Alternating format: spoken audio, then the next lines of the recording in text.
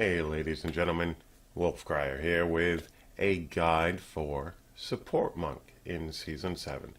I wasn't really planning on doing a guide for Support Monk, but I've had a couple requests for it, so here you guys go. Currently on the 4-man leaderboard, it's looking like you always have a Support Monk with a Support Barb or a Support Wiz, and then 2 DPS. So your job as a support monk, zDPS monk, whichever you want to call it, is to keep everything CC'd as much as you can with the CC nerfs and keep everybody healed.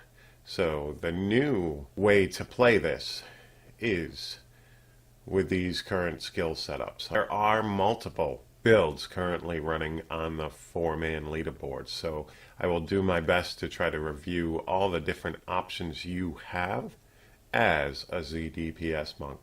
So let's dive right into the gear. Okay, you are going to wear 4 pieces of your inner set. You are going to wear the pants, the belt, the chest, and the gloves. Okay, that is necessary. That is going to give you all 4 mantras running at the same time. And you're going to probably be running Mantra of Salvation, Agility for the extra dodge chance for your group, as well as the resistances you get from the base one. Alright, so you're going to get all 4 mantras, and they're also going to be increased by 100% because of your inner set. Your 4-piece inners, okay? Pretty much everybody's running Lefebvre's for shoulders. This is going to help you mitigate some of the damage that you personally take, as well as your spirit guards. They are also going to mitigate your damage, okay? These 2 items are very useful in this build because this helps you stay alive. Usually cubed is your strong arm bracers. Okay, that's going to allow you to give your group 30% more damage to everything that you cyclone strike because it works on knockbacks. So I currently don't have one to show you, unfortunately, but strong arm bracers and spirit guards, they can alternate between the cube and what you wear. Now, for your rings, you are going to be running Obsidian Ring and Oculus Ring. Obsidian Ring is going to reduce your cooldowns of one of your skills every time you hit with a resource spending attack, which your Cyclone Strike you are going to be utilizing often. So this is definitely going to reduce your cooldowns of stuff like Epiphany, your Inner Sanctuary, your Blinding Flash. Everything's going to be assisted by that ring. The next thing you're going to be running is your Oculus Ring. This is going to give your DPS somewhere to stand to do extra damage. It goes from 70 to 85%, so the closer you get to 85% on the ring, the better. Or you could cube it if you have a really good Band of Rue Chambers, which is your 3rd ring. That is what you are going to be running in the cube. Those 3 rings are what you run with this set.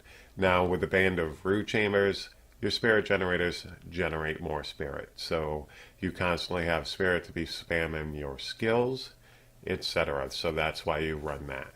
So those are your 3 rings. Band of the Rue Chambers, Oculus Ring, and your Obsidian Ring. Okay, now for your Amulet, you are going to be running Eso Johan is okay, but you're probably going to want a Hellfire Amulet with another stat that you can run in your skills for your passives. So I'm currently having Eso Johan because I don't do a lot of supporting. I'm still building up my support guy. Just got the 2nd weapon for one of the weapon groups. So, like I said, I'm not really supporting. I kind of run a raiment generator build instead, so leaving it to another member of my group to do the supporting until I get geared up for it. But Eso Johan is not a bad idea. Neither are if you can't get a Eso Johan or a Hellfire Amulet. One of the resistance ones is very useful as well. You could try one of those. stats on these are what you're looking for, which I'll review all the stats in just a moment. Now your helm, you have a couple options there as well.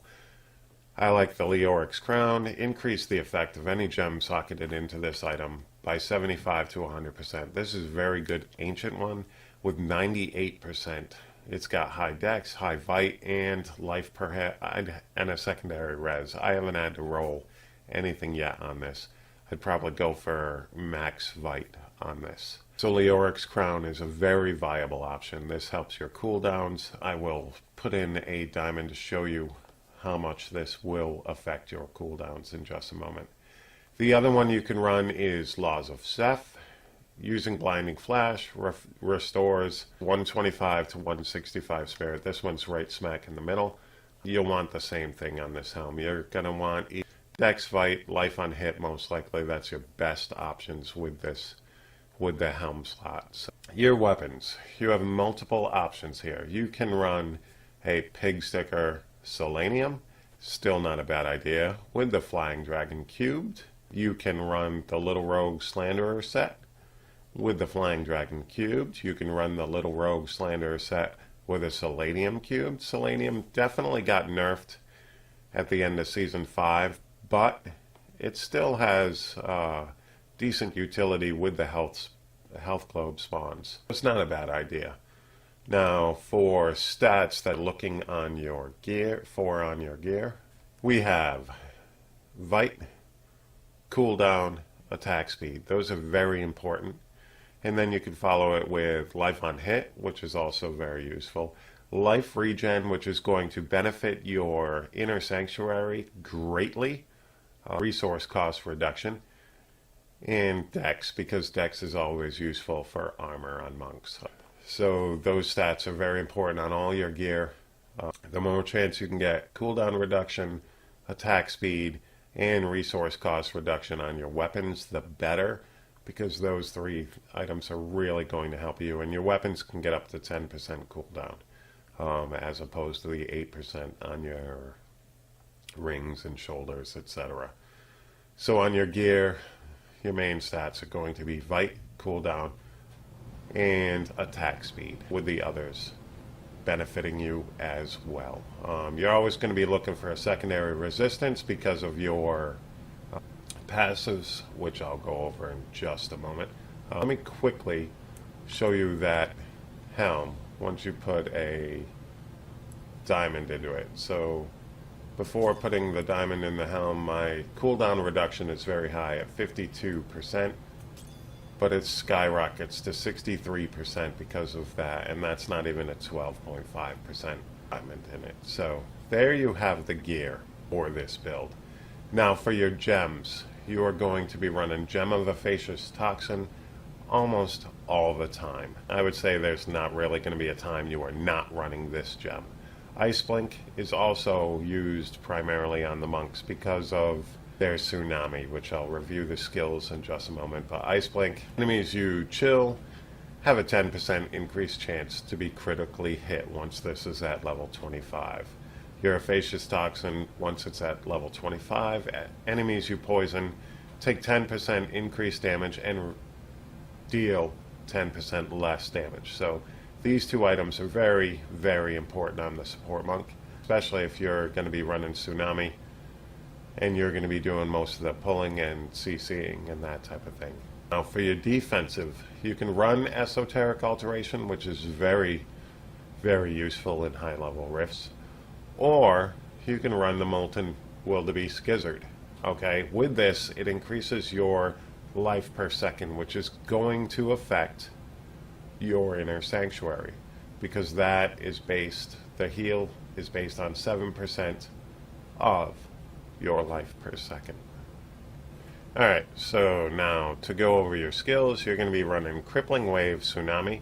Tsunami is very good because it's a very wide area of effect that is going to apply the chill, which is going to give your team your Ice Blink buff, which is a 10% crit buff, which is amazing. Next, you're going to be running Mantra of Salvation, Agility.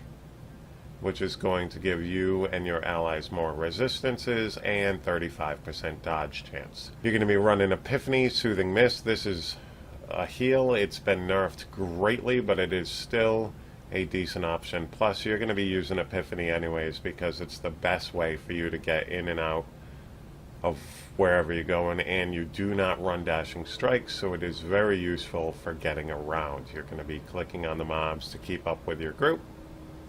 So Epiphany is very necessary, and Soothing Mist, even though it's nerfed, still gives you some heals. Plus, you're going to be able to spam your skills more, so it's only going to work in conjunction with everything else. So it's still a viable option. Next, you're going to be running Inner Sanctuary Safe Haven.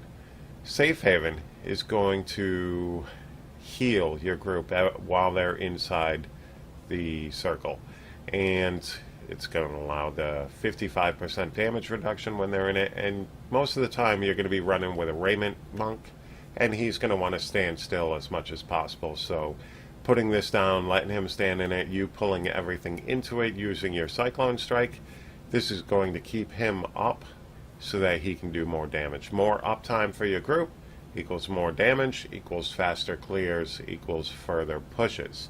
So Safe Haven heals everybody that's inside of it for 35k, and it's also based off of your life per second, which is why regen is a very decent option for your stats. Next, you're going to be running Cyclone Strike, Soothing Breeze. This is also going to heal your group while you are pulling in mobs. Now, there was a nerf to the knockbacks, but you should still be able to do the majority of the pulling and keep everything in for your DPS, which is usually going to be a Raiment Monk or a Witch Doctor. Next, we have Blinding Flash, Crippling Light. Crippling Light is going to heal because of your Soothing Mist, so it's a slight heal, and then it's going to blind mobs so that they deal less damage. And enemies that are blinded deal 25% less damage once it all wears off.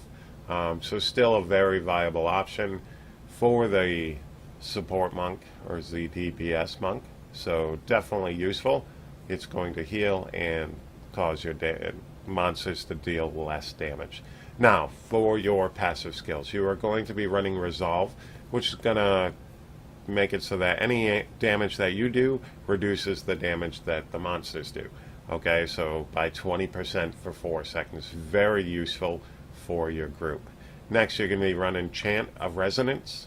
This is going to reduce the spirit cost of your mantras, which will also be a heal due to Soothing Mist, by 50%, and you gain 4 spirit every second when you have a mantra learned. Okay, you're going to also be running Near Death Experience, which, when receiving fatal damage instead, you restore 35% life and spirit, and are immune to damage control impairing effects for 2 seconds. So, very useful skill. And then you're going to be running Beacon of Yitar, which reduces all cooldowns by 20%. Now, if you have a Hellfire Amulet, or if you need more attack speed, you definitely want to utilize Alacrity. Alacrity increases the attack speed of your spirit generators by 15% all the time. So very useful passive as well. So there you have the passives. Now on to your Paragon. Okay, so for your Paragon, you're going to primarily want max spirit, movement speed until you are capped, and then vitality. Your offense attack speed is your primary, and cooldown reduction. Whichever you need more, that becomes your priority. So those two are what you are looking for to max first. On your defense, you need all of them. Okay, resist, then life, then armor, then regen.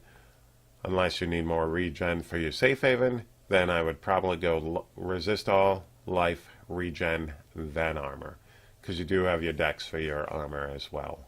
Utility, resource cost reduction, and life per hit are your priorities. Do not put any points in the area damage because of the lag. Try to make sure none of your gear has area damage on it as well. I know my shoulders on this build does have area damage.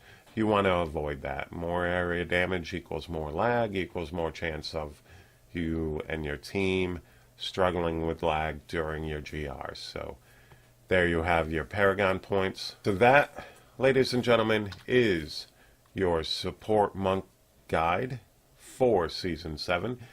Thank you guys very much for checking out this video. Make sure you hit that like button, hit that subscribe button. Helps me out a lot. Thank you guys very much for watching. Peace.